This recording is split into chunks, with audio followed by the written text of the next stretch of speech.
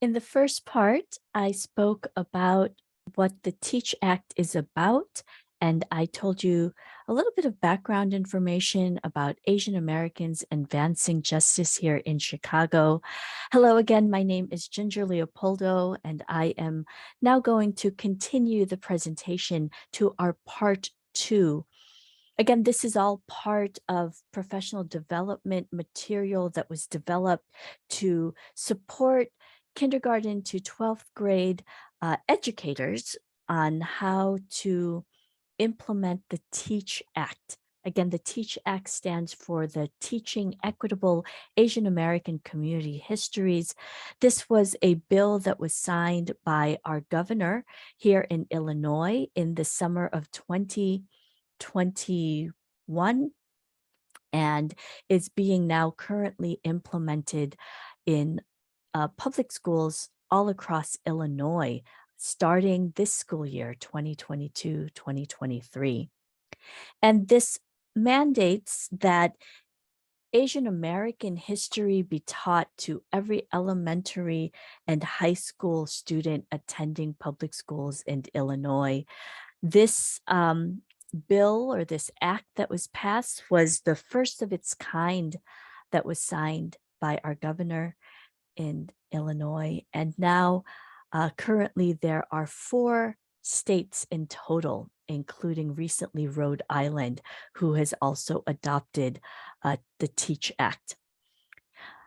In the first part, I spoke about also the demographics regarding Asian Americans in the United States and also in Illinois, and also spoke about how there is a disparity amongst the community, primarily also because of the immigration laws that happened in the mid 1960s, where um, the rules for immigrants coming in changed, and there were very highly skilled and talented individuals that were given visas to come and work here in the United States.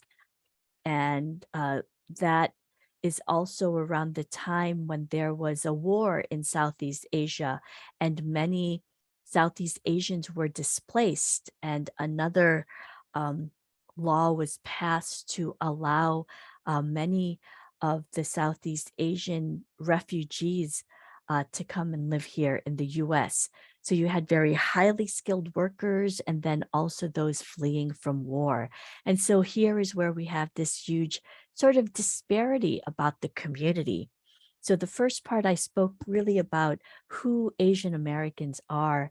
And again, that reflects the language, the ethnicity, and also the experiences, and how even though we are all part of this Asian American culture community, you do have various regions and different beliefs, traditions, and of course, heritage.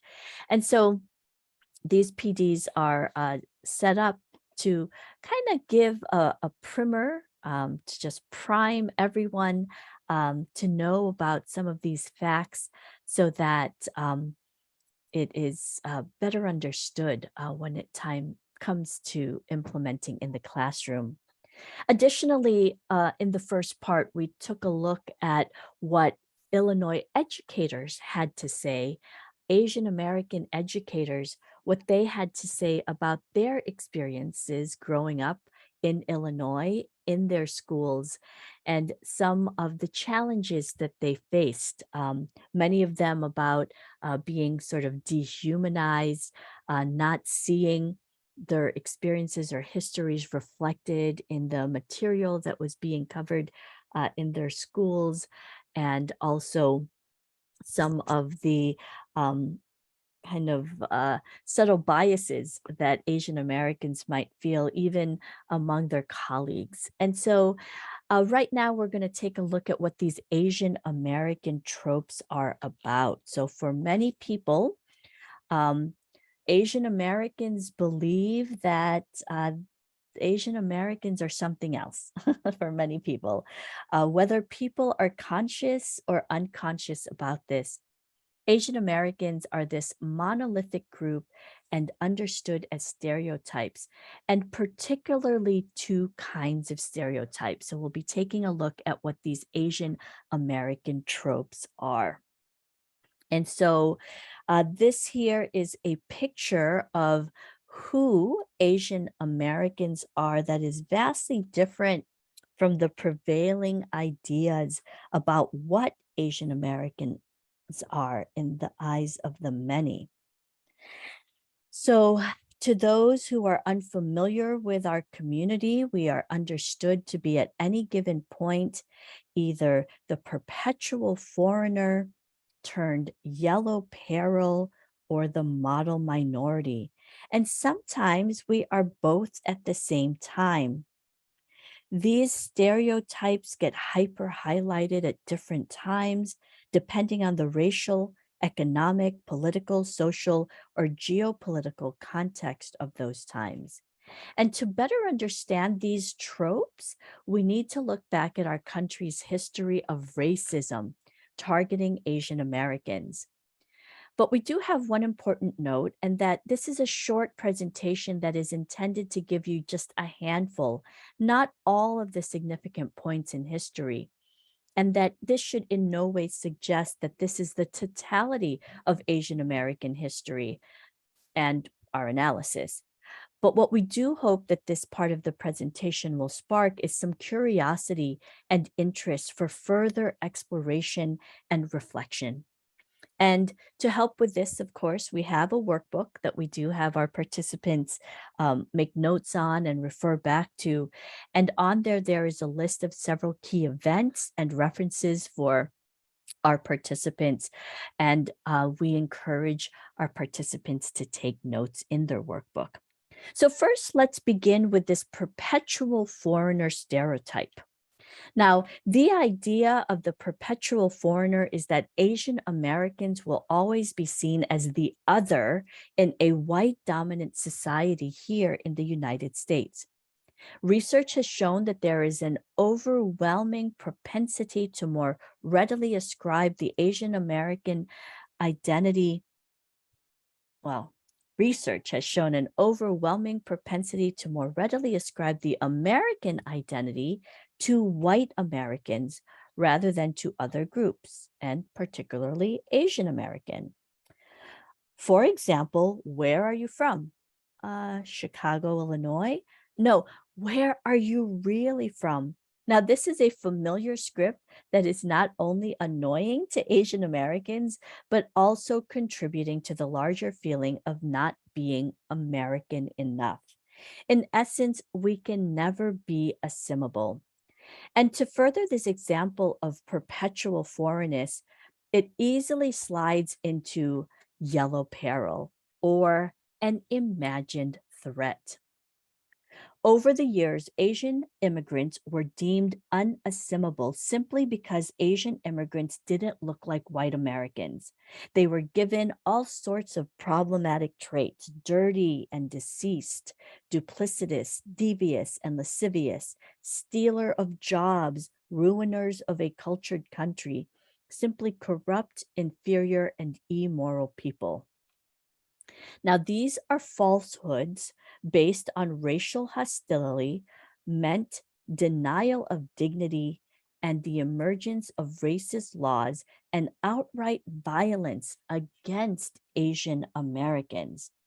And to be sure, the most basic backdrop that folks have to remember is this Nationality Act of 1790, which stated that free white persons are the only ones eligible for citizenships.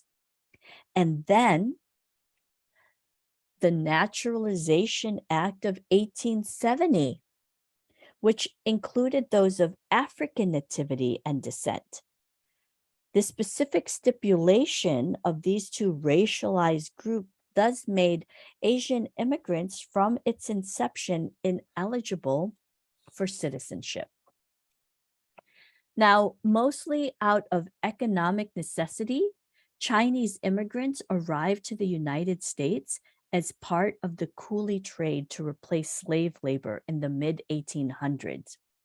or due to the lure of the gold rush. Now, whether they were working in the transcontinental railroads or in the mines or in the fields or establishing small businesses such as groceries and laundries, when barred from other kind of work, their presence was seen as a threat to jobs and to the whiteness of America. This racial animosity in the form of local anti-Asian targeted laws and violence led to the federal law called the Chinese Inclusion Act of 1882. This was the first and only such act specific to a nationality to bar Chinese workers. Furthermore, it explicitly denied citizenship to Chinese immigrants, reaffirming the 1870 Naturalization Act. And it was renewed again and again, and then voted to be the case indefinitely until 1943. That's 61 years.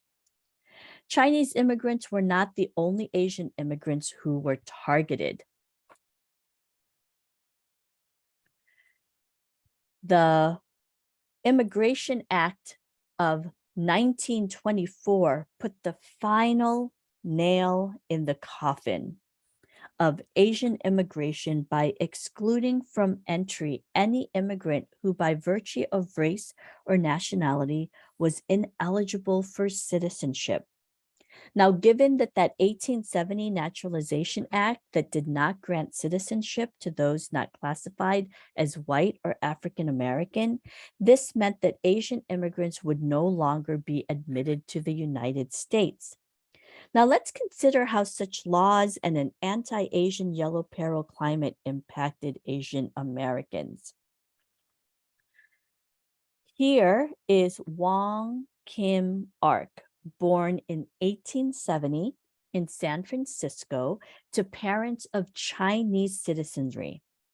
History focused on his right to be an American citizen based on the 14th Amendment, which states in part that all persons born or naturalized in the United States are citizens of the United States. Here's what happened. When he returned to the United States after visiting his parents in China in August of 1895, he was denied entry despite having the required papers that Chinese Americans were supposed to have, and was imprisoned on various ships for 4 months. Now, he won this court case, but the US government challenged the idea of a person of Chinese descent born here being able to have US citizenship.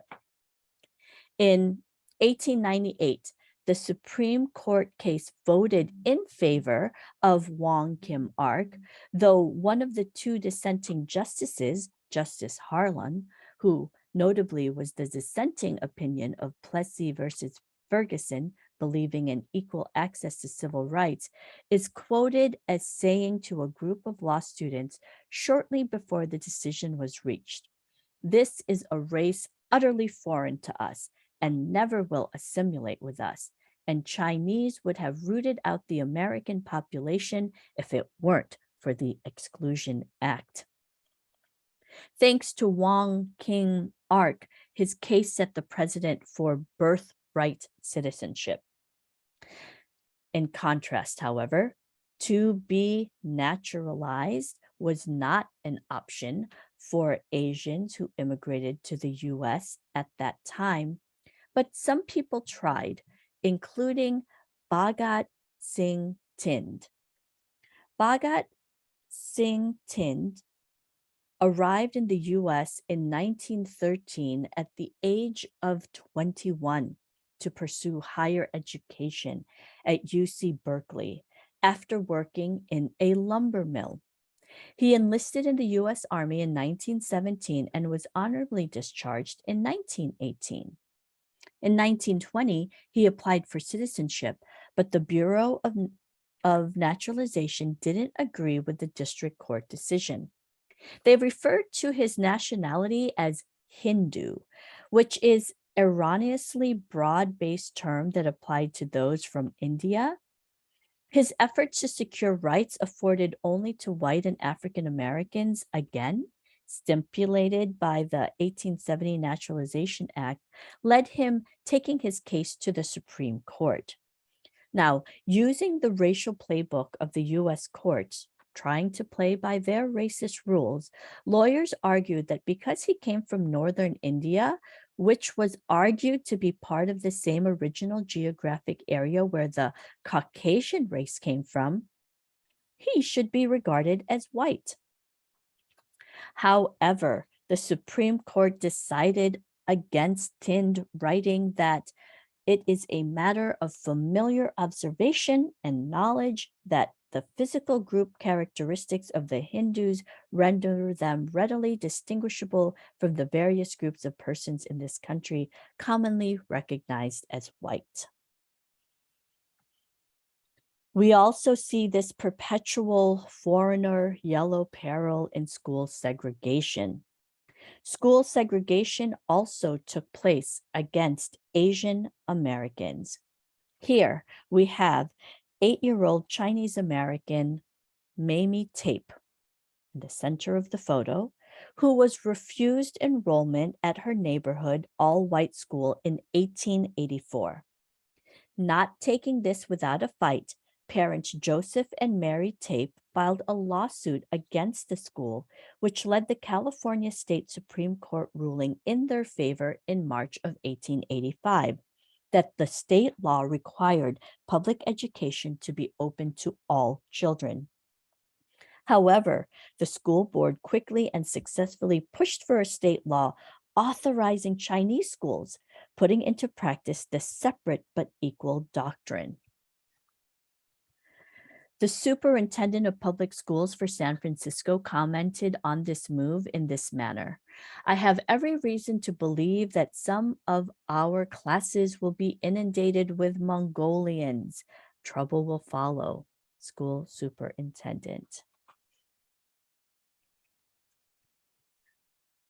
A significant event that many are aware of is the nearly 120,000 Japanese Americans on the West Coast who were incarcerated during World War II, having been perceived as the enemy of the United States by virtue of their heritage, not by action. There are many stories of Japanese Americans who fought against this yellow peril trope, including the 23-year-old Fred Korimatsu, who refused to leave his home. His fight for his rights ended with the Supreme Court upholding his conviction, stating that military action superseded his civil liberties. 23 years later, Justice Black, who delivered the opinion, shared in the New York Times interview that he would have decided the same way, saying, "They all look alike to a person not a Jap. Had Japan attacked our shores, you'd have a large number of them fighting with the Japanese troops, and a lot of innocent Japanese Americans would have been shot in the panic." What a profoundly and falsely paternalistic and racist argument that once again speaks to the forever foreigner idea. Asian Americans' yellow peril trope resulted in violence, big and small. Here is one of many examples of a horrific mob violence against Asian Americans.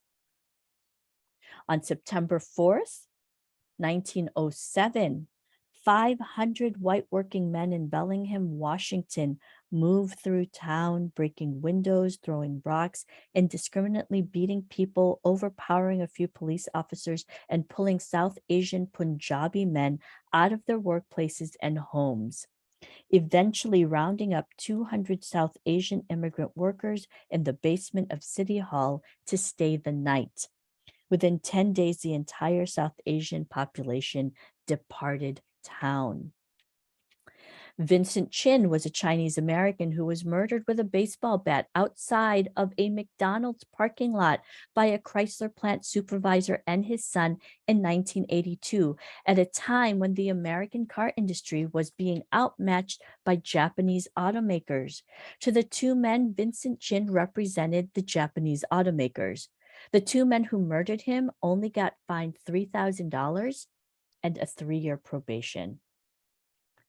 After the 9/11 attacks in New York City in 2001, mass-scale anti-Arab and anti-Muslim violence erupted.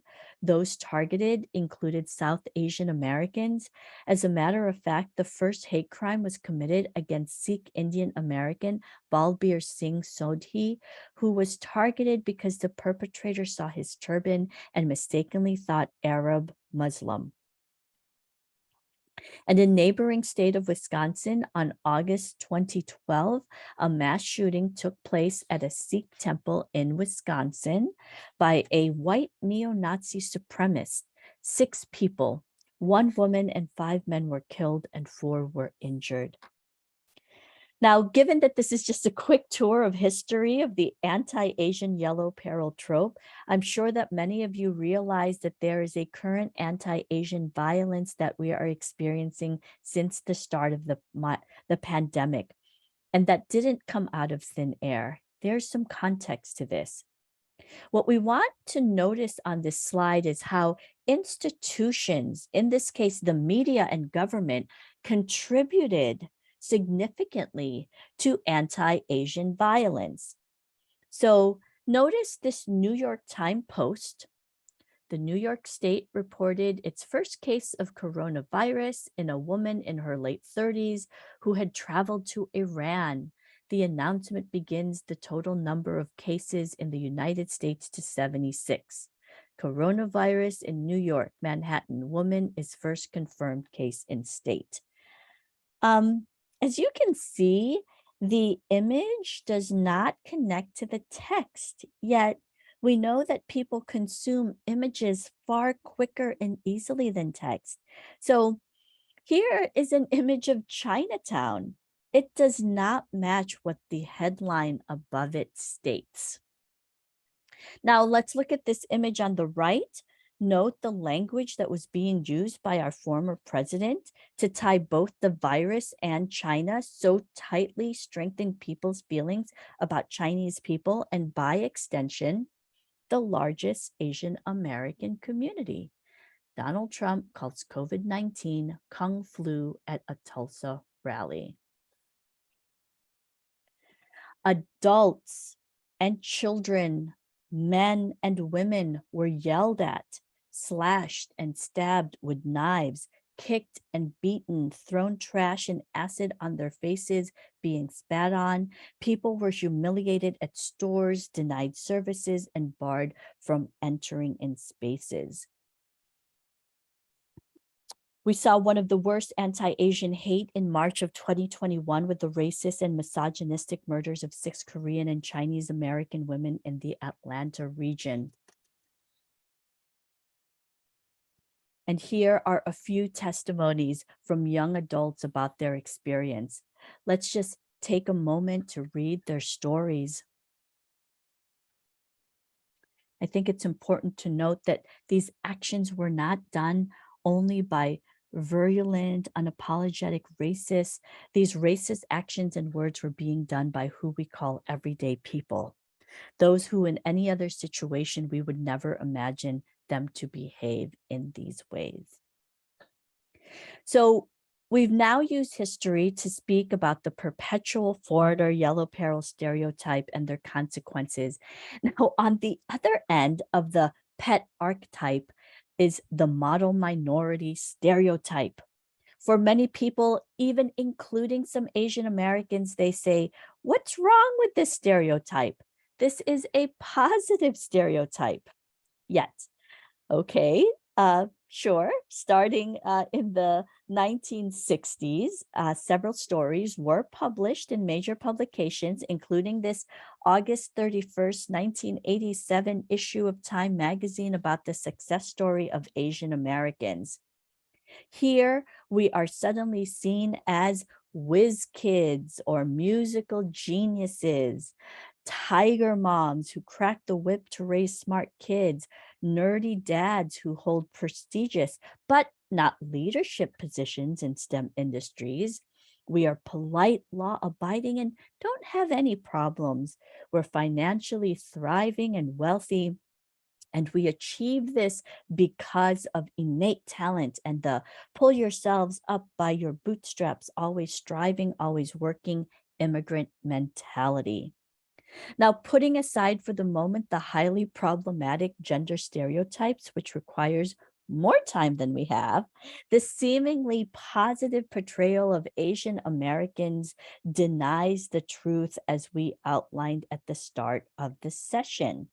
So, again, to reiterate, we are ethnically diverse with over 50 ethnic groups represented in this multi ethnic Asian group name. The income disparities range so significantly that Asian Americans are the most unequal of all racial categories. And despite what many believe to be true, our educational attainment range is also broad. Our arrivals to this country differ in time, circumstances, immigration laws, attracting highly skilled immigrants and those fleeing from persecution and violence. And finally, it ignores or minimizes the real racist experiences and pressing issues that Asian Americans face. We also want to highlight that what is so poisonous about the model minority myth is that it serves to drive a racial wedge between the Asian American community and other communities of color, namely the Black community. Let's consider the timing and the emergence of the model minority myth. At the time when the Black community continued to push for civil rights and economic justice, and a growing backlash began against the problem minority. Now, as William Peterson termed communities of color, this device serves as a racial wedge, saying that if Asian Americans can attain the dream, what's wrong with the rest of you? Usually pointing at Black and African Americans. So, no surprise that this model minority trope fuels resentment from other racial groups that only contributes to the schism created by the perpetual foreigner myth, which creates a set of unrealistic expectations that, when internalized, can negatively impact Asian Americans and justifies diverting funds and attention of important social services and equity driven policies away from the Asian American community. And let's consider how some people talk about the model minority trope. This is Andrew Sullivan's article, which trotted out this false idea in an article back in 2017. Asian Americans are indeed a problem for the social justice brigade. I mean, how on earth have these ethnic groups done so well in such a profoundly racist society? It couldn't possibly be that they maintained solid two-parent family structures, had social networks that looked after one another, placed enormous emphasis on education and hard work, and thereby turned false negative stereotypes into true positive ones. Could it? Now, this is a problematic argument. Many are critical of the flawed explanation for reasons that we spoke of about the problem with the model minority myth. So let's target the racial wedge element. His deeply flawed comparison with Black Americans and their 400 some years of oppression, and his belief that this oppression can be overcome simply by hard work and strong family values is naive at best. First, the values of hard work and strong family values are evident and are real in the Black community. Asian Americans do not have a monopoly on these values. And in addition, there are different contexts and available resources that work for and against different groups of people. Despite what some say, nothing good comes from this myth. If you want to get rid of racism, we have to stop believing in this myth of the model minority.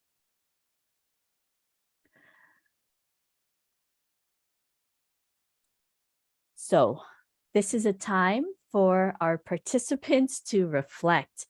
How have you seen the perpetual foreigner yellow peril trope and or model minority trope show up in schools, whether among colleagues, parents, and students, in your school's curriculum, in children's books and other media?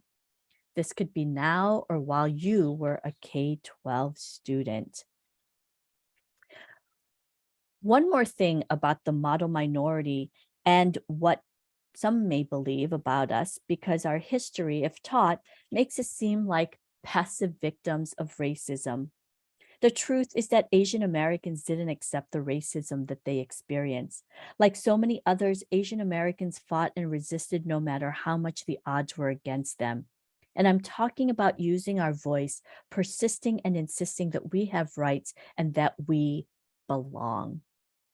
We've already highlighted a few examples in the presentation, and we've included more of these examples in the workbook. And so let's just take a look at a few of them now for just more elaboration. So we're going to visit again the school desegregation case of Tape versus Hurley. Remember that when the Tape family found out that the San Francisco School Board created a Chinese school to get around the court decision that Mamie was allowed access to public school, the mother was incensed and wrote a scathing paper printed in the Daily Alta newspaper in April 16th, 1885.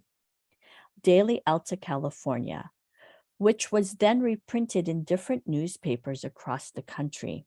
Now, this long letter included the message, "Will you please tell me, is it a disgrace to be born Chinese? What right have you to bar my children out of the school because she is of Chinese descent? I will let the world see, sir, what justice there is when it is convened by the race prejudiced men."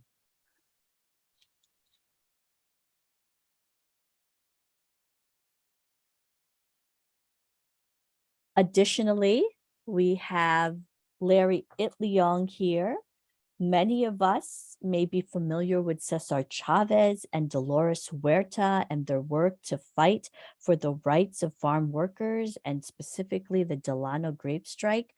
But did you know that it was actually Filipino labor leader Larry Itliong who led the largely Filipino Agricultural Workers Organizing Committee, who started the 1965 Delano grape strike and convinced Cesar Chavez and Dolores Huerta and their mostly Latino National Farm Workers Association to participate, advocating for better working conditions. So here is an example of solidarity rather than working against each other to achieve workers' rights.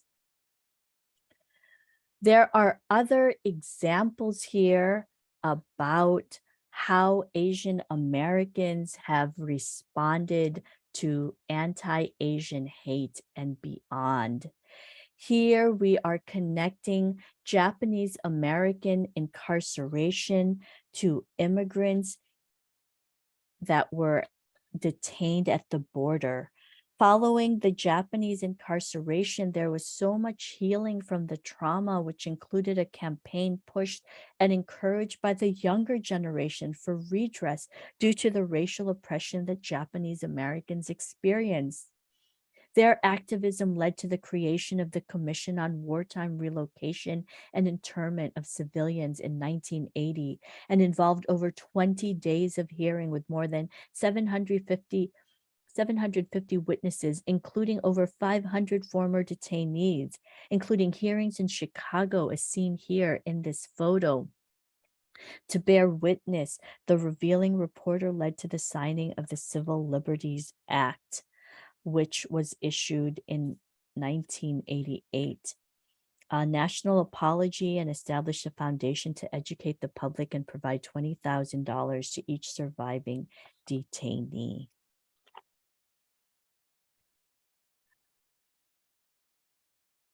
And here we have, of course, Letters for Black Lives. This is an informational letter to the South Asian community. And we can also see the activism that is happening here, where our own young Asian Americans who have found activism when they see unfairness and injustice.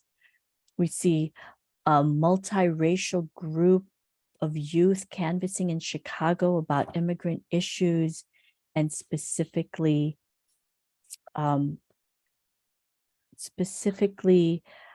talking about immigrant rights. And in response to the George Floyd murder in 2020, Asian Americans here and across the country worked to explain to their ethnic communities the significance of this murder and the oppression that the Black community faces, creating connections and showing our linked fates in our experiences with racism. So that is now the portion of the professional development workshop that looks at those Asian tropes and hopefully a good review of the history and also the activism that our Asian American community has had. Thank you.